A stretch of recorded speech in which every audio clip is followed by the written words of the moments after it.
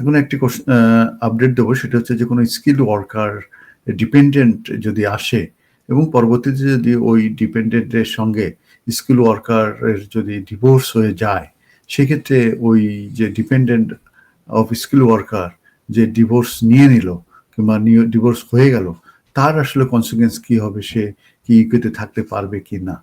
এক্ষেত্রে যেটা আমি বলবো যে যখনই ডিভোর্স হয়ে যাবে এবং সেটা কিন্তু মেন অ্যাপ্লিকেন্ট যে তাকে কিন্তু হোম অফিসে জানিয়ে দিতে হবে।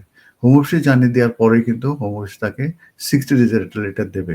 এই 60 ডেজের ভিতরে কিন্তু ওই ডিপেন্ডেন্ট যে স্কিল ওয়ার্কার ডিপেন্ডেন্ট ছিল, যে এখন ডিভোর্সি হয়ে গেছে, তার যে অপশনগুলো আছে প্রথম হচ্ছে যে সে যদি যে কোনো অ্যাপ্লিকেশনে কিন্তু সুইচ করতে পারবে।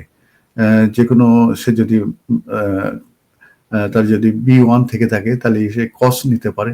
তার যদি B1 থাকে তাহলে সে ক্যাশ নিতে পারে যদি ইউনিভার্সিটি তাকে অ্যাকসেপ্ট করে। তারপরে অন্যান্য যে ক্যাটাগরি আছে, সে যদি রিম্যারি করতে চায় অন্য ক্যাটাগরিতে সেটাও সে পারবে। তো এই সুইচিং ক্যাটাগরিগুলো কিন্তু তার জন্য ওপেন থাকবে। তার অর্থ এই নয় যে সে তাকে ফিরেই যেতে হবে।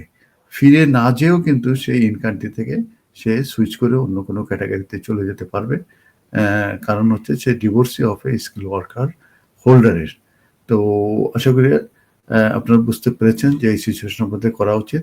সবসময় একজন এক্সপার্ট লয়ার কাছে যে জেনে বুঝে নিয়ে আপনারা কিন্তু সেই অনুযায়ী পদক্ষেপ নেবেন।